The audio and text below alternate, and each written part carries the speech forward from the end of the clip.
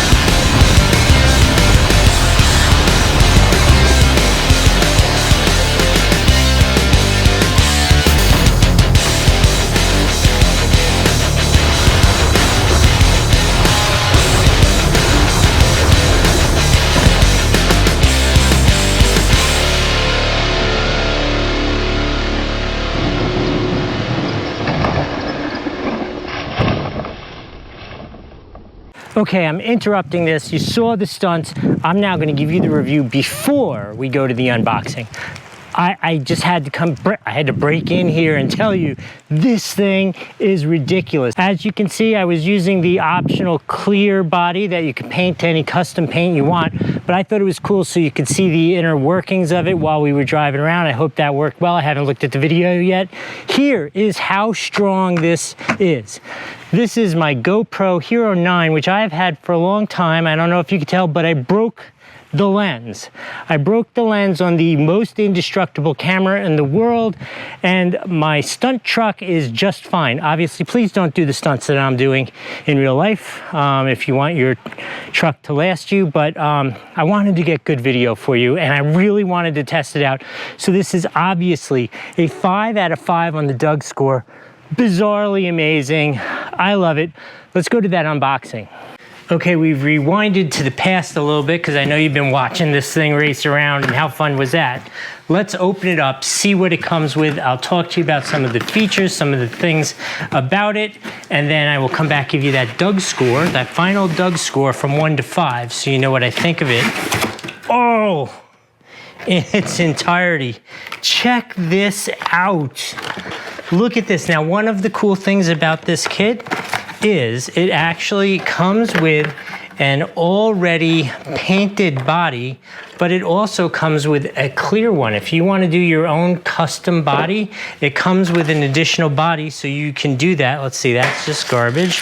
So it comes with these 1700 milliamp hour batteries, which are fantastic because they last a good 20 minutes each. Comes with 2 so that you have a solid 40 minutes of playtime before you have to charge anything. You gotta like that. This is the car itself. That is so cool. It's kind of solid and heavy. Comes with an instruction manual. I always recommend you read the instruction manual. There are always subtle differences between different models, and instead of being frustrated, you just read it and it works the first time. It is a much nicer experience. And I think we are just missing in here. Oh, that's what's in here. Oh, okay. How cool is this? Look at this cool big wing and the mounting system and the clips for that. We'll have to put that on. That looks so cool. Here is the controller, which has both the steering as well as the speed, plus they are adjustable so you can adjust how they work. Okay, let's go over some remote control basics. You have on, off. It will automatically pair with the car. This is your steering, right? Obvious right and left. Throttle, brake if you move it forward.